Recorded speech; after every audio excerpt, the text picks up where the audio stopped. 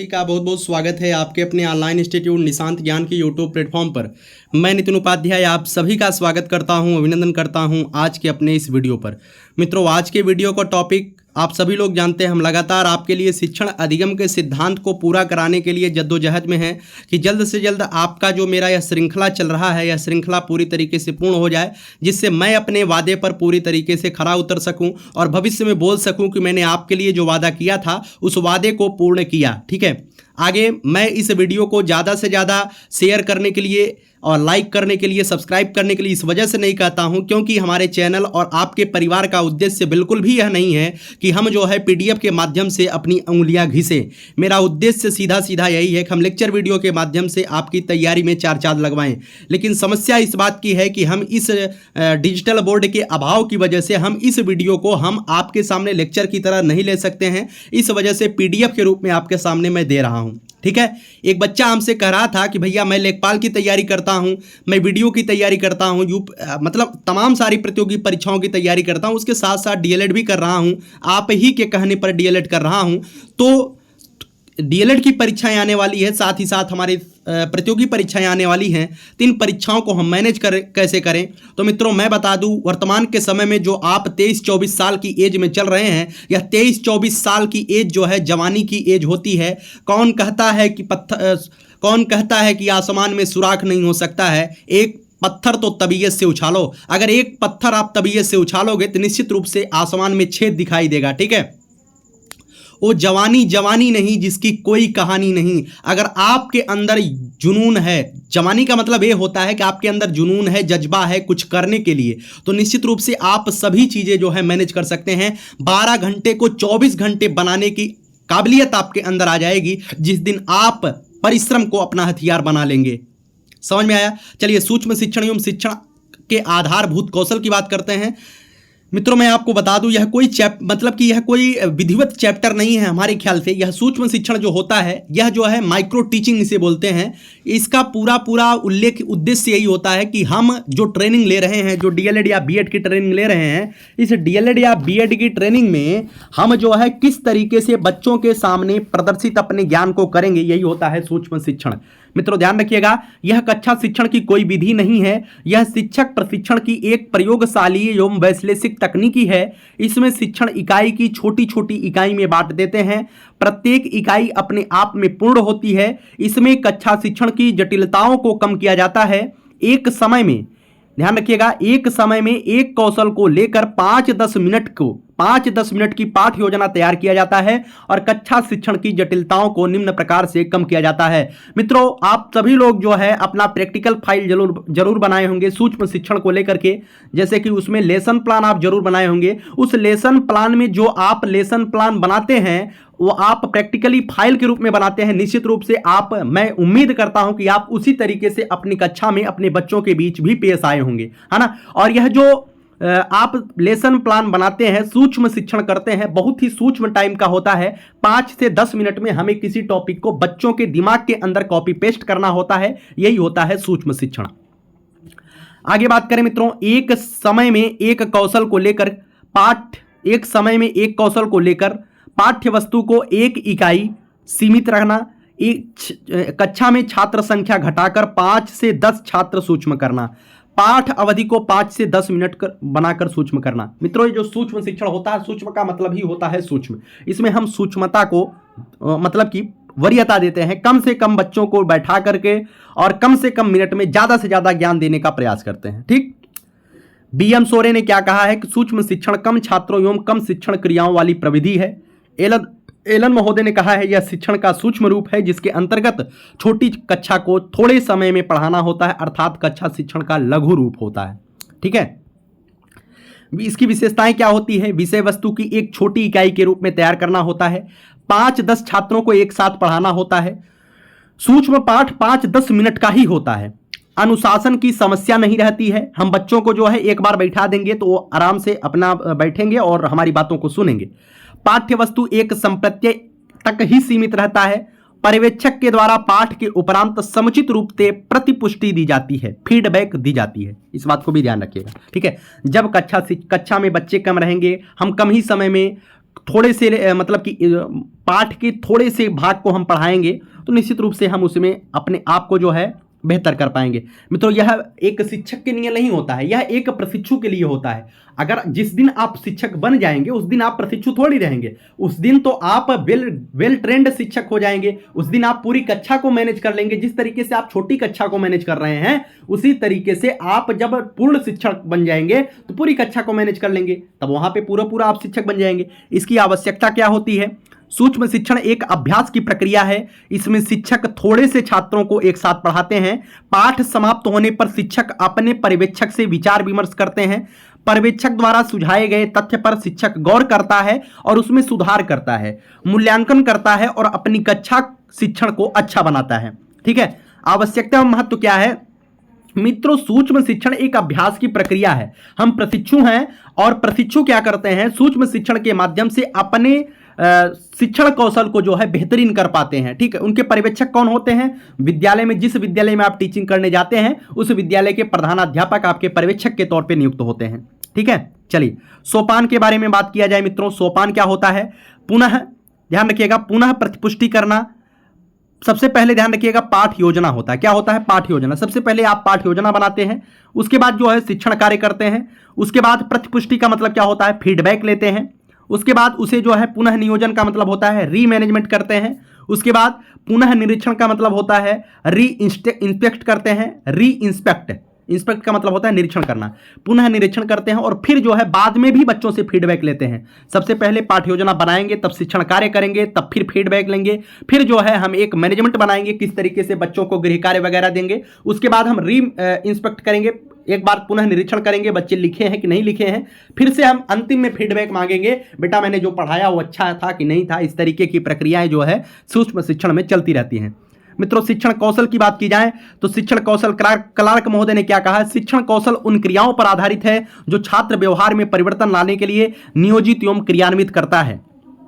Brown महोदय ने कहा है कि शिक्षण कौशल बहुपक्षीय क्रिया प्रक्रिया है जिसमें शिक्षक द्वारा विभिन्न क्रिया, प्रश्न पूछना, सुनना, छात्रों के उत्तर जानना तथा प्रतिफल देना, पुनर्बलन देने तथा अन्य क्रिया करना होता है। शिक्षण कौशल बहुपक्षीय क्रिया प्रक्रिया है जिसमें शिक्षक द्वारा विभिन्न क्रिया, प्रश्न पूछा जाता है, सुना जाता है, छात्रों से उत्तर लिया जाता है, छात्रों को उत्तर नहीं आता है तो हम उसे प्रतिफल देते हैं, पुनर्बलन देते हैं अर्थात छात्र उत्तर दे देते हैं तो उन्हें हम शाबाशी देते हैं, नहीं दे पाते हैं तो उन्हें हम थोड़ा सा प्रभावित करते हैं अपनी बातों के माध्यम से। तो ब्राउन महोदय ने इसे शिक्षण कौशल का नाम दिया था। शिक्षण कौशल का वर्गीकरण क्या होता है? एल.एन. दोसांझ ने इसे जो है 14 प्रकार से बताया, एल.एन. एवं रेयान ने इसे 14 प्रकार का बताया, डॉक्टर बी.के. पासी ने इसे 13 प्रकार का बताया, कैलिफोर्निया विश्वविद्यालय 1970 के अनुसार इसके 18 भाग बताए गए, लेकिन मान्यता प्राप्त कुल जो है शिक्षण कौशल के 25 प्रकार बताए गए हैं। ठीक है, आगे बात करते हैं मित्रों, कुछ विशेष चीजें आपके सामने दी गई हैं। पाठ प्रस्तावना कौशल। मित्रों, सबसे पहले जब आप शिक्षण कौशल के लिए मतलब कि सूक्ष्म शिक्षण करने जाएंगे तो आपकी जो पहली प्रैक्टिकल फाइल बनती है वो पाठ प्रस्तावना कौशल की ही बनती है। ध्यान रखिएगा, प्रस्तावना जो है हिंदी अंग्रेजी के इंट्रोडक्ट का हिंदी रूपांतरण है जिसका अर्थ होता है परिचय कराना। एक कहावत है कि फर्स्ट बेस्ट ऑल बेस्ट, अर्थात यदि शुरुआत अच्छी हो जाए तो जान लो आधा काम हो जाता है। प्रस्तावना जो है शिक्षण का प्रथम सोपान होता है। इस कौशल से छात्र नई सामग्री को सीखने के लिए उसे पूर्व ज्ञान से जोड़ता है, पाठ के प्रति छात्र की रुचि बढ़ जाती है और छात्रों को ध्यान जो है अधिगम के प्रति जो है केंद्रित हो जाता है। मित्रों, जब भी आप किसी कक्षा में जाते हैं तो डायरेक्टली आप पढ़ाते नहीं हैं, पहले बच्चों के अंदर जो है पढ़ाई के प्रति तैयार करते हैं और जो चीजें आप पढ़ाना चाहते हैं उसकी आप एक पृष्ठभूमि तैयार करते हैं। पृष्ठभूमि तैयार करने के बाद जो है आप पूर्व ज्ञान के बच्चों का जो पूर्व ज्ञान होता है उससे अपने नवीन ज्ञान को जोड़ते हुए अपनी क्लास की शुरुआत आप करते हैं, है ना। ऐसा आपके टीचर भी किए होंगे और आप भी टीचर बन करके ऐसा ही करेंगे और हम भी वही काम करते हैं। देखिए, जब मैंने पढ़ाना स्टार्ट किया तो आपकी कुछ समस्याएं थी, जिस समस्याओं को मैंने पृष्ठभूमि के तौर पे रखा, उसके बाद मैं इस क्लास को शुरू किया, है ना। चलिए, प्रस्तावना का प्रयोग कब होता है? पाठ के प्रारंभ में। आप जैसे आप जो भी पुस्तक आप पढ़ते होंगे, परिषदीय किताबें आप देखिए, कोई भी किताब देखिए तो पहले प्राक्कथन लिखा होता है। उस प्राक्कथन का मतलब ही यही होता है कि प्रस्तावना। ठीक है, प्रकरण के परिवर्तन, प्रश्न और उत्तर से पूर्व, तर्क वितर्क से पूर्व हम प्रस्तावना का प्रयोग करते हैं। ध्यान है, ऐसा नहीं है कि क्लास चल रही, क्लास के बीच में हम प्रस्तावना बताने लगे, नहीं, प्रस्तावना पहले होती है। प्रस्तावना कौशल के घटक कौन कौन होते हैं? कथनों एवं प्रश्नों का पूर्ण ज्ञान से संबंध होता है, कथनों विचारों प्रश्नों में तारतम्यता होती है, छात्रों की रुचि तथा स्तर का ध्यान रखना होता है, छात्रों को अभिप्रेरित करने की क्षमता होनी चाहिए, अध्यापकों में उत्साह एवं सजगता होनी चाहिए। आप अध्यापक बन गए हैं, सवेरे सवेरे उठ करके गांजा मार लिए हैं, जाएंगे बैठेंगे कुर्सी पर तो आप सो जाएंगे, है ना, क्योंकि गांजा का नशा आपके दिमाग में रहेगा। ऐसे बोल रहे हैं, होता है, कई शिक्षक ऐसे होते हैं, सुरती मार लेते हैं, उसके बाद वही सोए रहते हैं। तो बच्चा जो आपके प्रति सजग नहीं रहेगा, जब आप उत्साहित एवं सजग रहेंगे तभी बच्चा आपके प्रति उत्साहित एवं सजग रहेगा। समुचित अवधि विस्तार होता है, ठीक है, पढ़ाने के जैसे 45 मिनट का घंटा होता है, पढ़ाया जाता है, हम उसका 10 से 15 मिनट पृष्ठभूमि में तैयार करेंगे तो बेहतर करेंगे। मित्रों, प्रश्न कौशल क्या होता है? आपसे क्वेश्चन यही पूछा जाएगा कि प्रस्तावना कौशल के बारे में आप क्या जानते हैं। निश्चित रूप से आप बता पाएंगे। प्रश्न कौशल के बारे में आप क्या जानते हैं? रेमंड साहब ने कहा, किसी भी अध्यापक का शिक्षण कैसा है यह इसके द्वारा की जाने वाली प्रश्न प्रक्रिया पर निर्भर करता है। इसके माध्यम से ही वह छात्रों को प्रेरित करता है तथा छात्र भी उत्साहित होकर के शिक्षण प्रक्रिया से अपने को अलग नहीं रख पाते हैं। यह प्रक्रिया प्राचीन काल से प्रयोग में लाई जा रही है ना। पार्कर साहब ने कहा है कि प्रश्न आदत कौशल स्तर के बाहर समस्त शैक्षिक क्रिया की कुंजी होती है। मित्रों, प्रश्न क्या होता है? जैसे कि आप जो है शिक्षण कार्य करने जा रहे हैं, मैं शिक्षण कार्य जैसे आपके सामने मैं लेक्चर वीडियो लेने जा रहा हूं, तो एक दो पॉइंट बताने के बाद उस पॉइंट से कैसे क्वेश्चन बन सकते हैं, अगर उस क्वेश्चनों के बारे में हम आपसे चर्चा नहीं करेंगे तो आप कैसे समझ पाएंगे कि अध्यापक मेरे लिए अच्छा कर रहा है ना। और जब हम आपसे प्रश्न पूछेंगे तो आपका भी दिल लगा रहेगा कि नहीं भाई, सर जो पढ़ा रहे हैं बेहतरीन पढ़ा रहे हैं और हमारे भविष्य के लिए वो अच्छा ही है। तो ऐसे ही आप छोटे बच्चों के सामने अगर पेश आएंगे तो 2-4 पॉइंट पढ़ाने के बाद कुछ न कुछ आप प्रश्न पूछते रहेंगे तो बच्चा भी आपके प्रति जो है सजग रहेगा और पढ़ाई से अपने आप को अलग नहीं कर पाएगा। नहीं तो उसे क्या दिखाई देगा? उसे घर पे जो है जो खेल कूद का सामान होगा, मटेरियल होगा, वो दिखाई देगा, चॉकलेट दिखाई देगा, कुरकुरे दिखाई देगा। ये चीज़ें जो है बच्चे के दिमाग में चलेगा जब आप उससे कुछ मतलब ही नहीं रखेंगे, है ना। पार्कर साहब ने कहा कि कोलविन साहब ने क्या कहा है, ध्यान रखिएगा। कोलविन साहब ने कहा प्रश्न सबसे अच्छा उत्तेजक है, यह शिक्षक को आसानी से प्राप्त हो जाता है ना।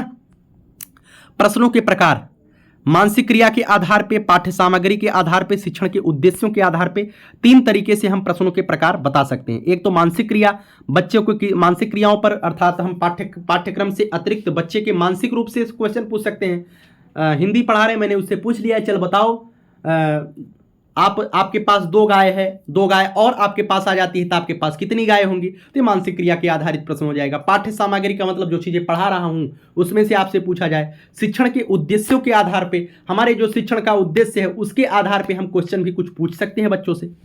ये नहीं पूछेंगे सूक्ष्म शिक्षण, बच्चों से थोड़ी पूछेंगे सूक्ष्म शिक्षण क्या है।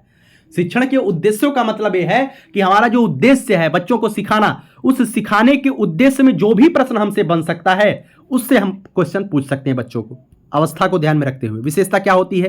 प्रश्न ना बड़ा होना चाहिए, ना ही छोटा होना चाहिए। प्रश्न की भाषा एक सी होनी चाहिए। प्रश्न सहज और समझ में आना चाहिए। प्रश्न प्रेरणात्मक एवं खोजपूर्ण होना चाहिए। छात्रों से एक बार में एक ही प्रश्न पूछना चाहिए और प्रश्न छात्रों के आयु एवं स्तर के अनुकूल होना चाहिए। ऐसा नहीं है कि कक्षा 4 का बच्चा है, उससे आप पूछ रहे हैं a - b का होल क्यूब क्या होगा, चलो बताओ, तो क्या बताएगा वो। व्याख्या कौशल की बात की जाए मित्रों, व्याख्या जो है एक ऐसी युक्ति है जिससे किसी शब्द या कथन को सरल बनाकर बालकों को समझाया जा सकता है।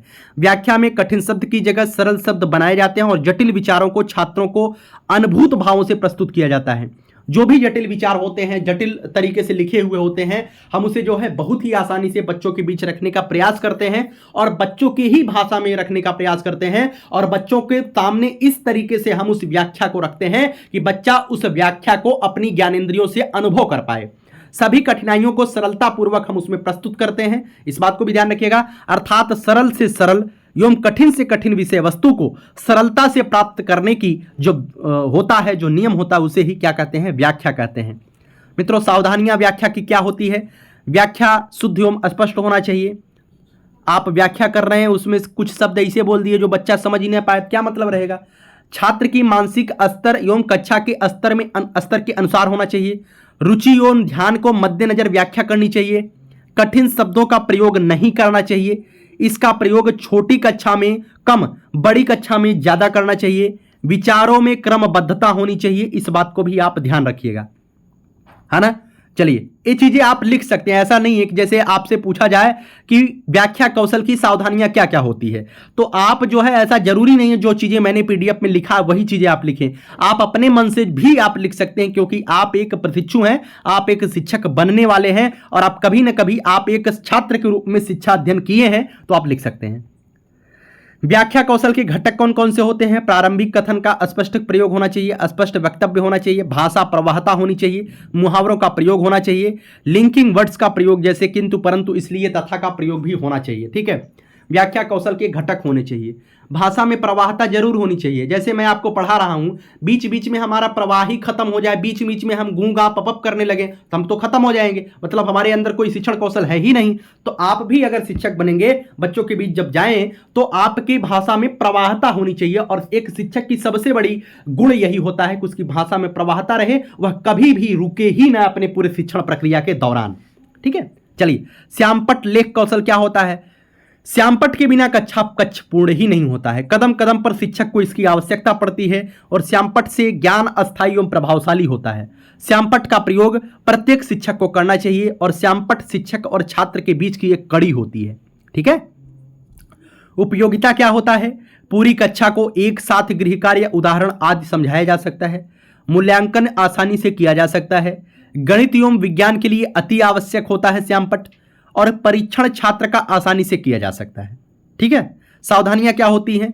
आप जब उसमें लिखे तो अक्षर सुडौल एवं अच्छे होने चाहिए, 2 पंक्तियों में निश्चित दूरी होनी चाहिए, लिखने की गति आपकी धीमी हो, बहुत देर तक न लिखा जाए, और चाक के साथ शिक्षक को कक्षा में नहीं खेलना चाहिए, अच्छे अक्षर बड़े और लाइन सीधी होनी चाहिए। ये सभी चीजें एक अच्छे शिक्षक के लिए होती है। अब जैसे आप चाक ले लिए, चाक आधा तोड़ करके आप उसे खेल रहे हैं तो बच्चा के अंदर कहाँ जाएगा? वो ये सब काम नहीं करना चाहिए, कि गलत शिक्षक की निशानी होती है। ठीक है, पुनर्बलन कौशल क्या होता है? मित्रों, पुनर्बलन कौशल क्या होता है? यह शब्द जो है अधिगम मनोविज्ञान से लिया गया है। अधिगम मनोविज्ञान, मैंने पुनर्बलन जो है बहुत बेहतरीन तरीके से आपको बताया है। पुनर्बलन के अंतर्गत वे सभी क्रियाएं आती हैं जिससे छात्र विवश होकर अधिगम की क्रियाएं करता है। अध्यापक का आदेश, स्वयं की इच्छा, बड़ों का सम्मान तथा सामाजिक मर्यादा से प्रभावित होकर जो कार्य किए जाते हैं वे सभी पुनर्बलन के अंतर्गत आते हैं। पुनर्बलन पॉजिटिव भी होता है और निगेटिव भी होता है। पुनर्बलन का मतलब यह है, अगर बच्चा पुनः धन बलन अर्थात हम पुनः जो है उसे मोटिवेट कर दें, वही होता है पुनर्बलन।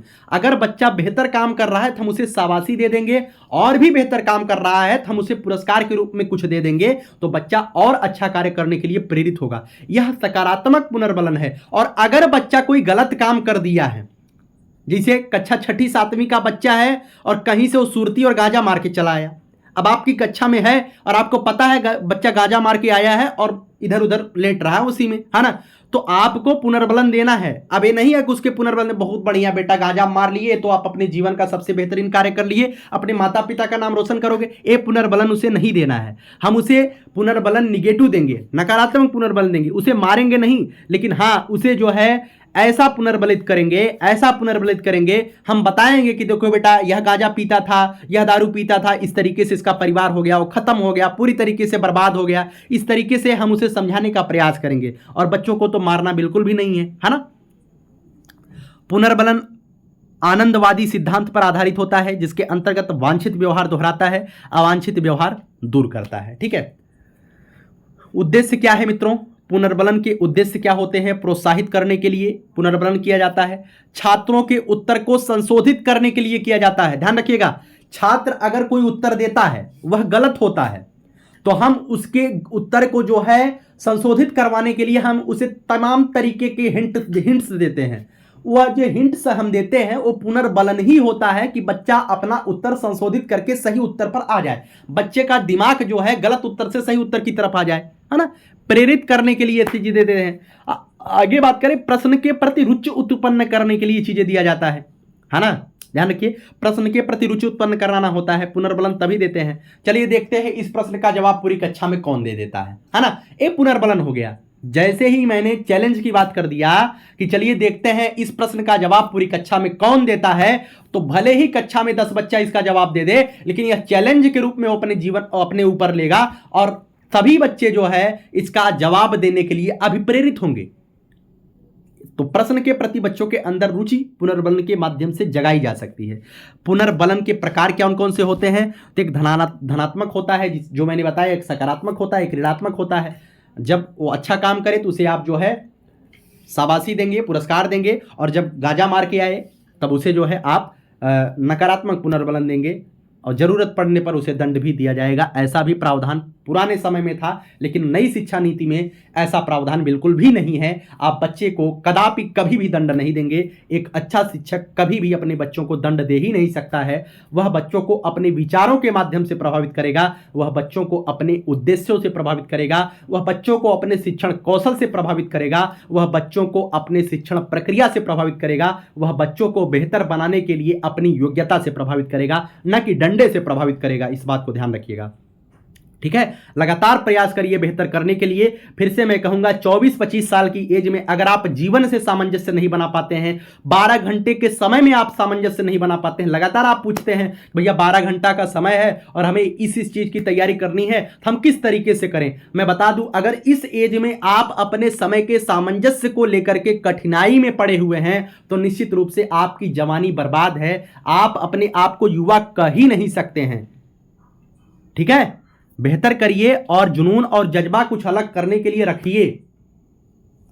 चलिए इस वीडियो को यहीं तक रखते हैं। यह वीडियो आपको कैसी लगी आप कमेंट बॉक्स में जरूर बताइएगा। आगे 2-3 वीडियो में मैं पूरी तरीके से शिक्षण अधिगम के सिद्धांत को समाप्त कर दूंगा। उसके बाद 2-1 वीडियो में हिंदी का पूरा सेशन समाप्त हो जाएगा, हमारा काम पूरी तरीके से समाप्त हो जाएगा। उसके बाद लेक्चर वीडियो का स्टार्ट, अर्थात हम लेक्चर वीडियो आपके लिए लाना प्रारंभ कर देंगे, ठीक है।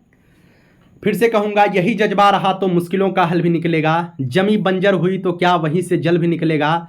हो न मायूस न घबरा इस अंधेरे से मेरे साथी, इन्हीं रातों के दामन से सुनहरा कल भी निकलेगा। आज संघर्ष रूपी अंधेरा अगर आपके जीवन में है तो निश्चित रूप से एक दिन सफलता रूपी सूर्योदय आपके जीवन में निश्चित रूप से 110% आएगा। लेकिन उसके लिए आपको धैर्य के साथ शिक्षा को बरकरार रखना होगा, शिक्षा को लगातार अपने अंदर समाहित रखना होगा, क्योंकि शिक्षा ही वह सशक्त हथियार है जिससे मनुष्य अपनी दिशा और दशा दोनों को परिवर्तित कर सकता है। बाकी दुनिया में कोई ऐसी चीज नहीं है जो आपकी दिशा और दशा परिवर्तित कर दे। आपके पास कोई भी कौशल हो जाए, आपकी दिशा दशा नहीं परिवर्तित हो पाएगी। हो सकता है कि आपके पास थोड़े पैसे आ जाएं, लेकिन वह पैसे आपकी दिशा नहीं परिवर्तित करेंगे। आप जिस दिशा में है वह दिशा तभी परिवर्तित होगी जब आप शिक्षा हासिल करेंगे, ठीक है। ये जो कथन है, यह कथन भी आपसे पूछा जाता है। शिक्षा वह सशक्त हथियार है जिससे मनुष्य अपनी आप को बदल सकता है, अपनी दशा को बदल सकता है। यह किसने कहा? तो नेल्सन मंडेला साहब ने कहा था, जो कि दक्षिण अफ्रीका के पूर्व राष्ट्रपति रहे हैं, ठीक है। चलिए बहुत बहुत धन्यवाद। जय हिंद, जय भारत।